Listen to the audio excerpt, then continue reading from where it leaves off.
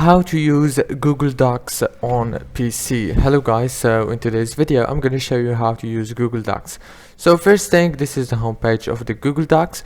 Right here you will find some templates, and if you click it here you will find more templates. You have many options to choose between and you can edit them easily. For example, let's choose this report. For example, click on it and it will take you directly here.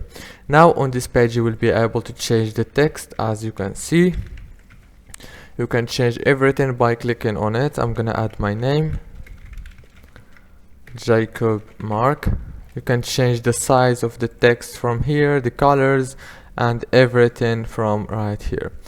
And yeah, you have some options also right here to add. You can insert an image from here if you want.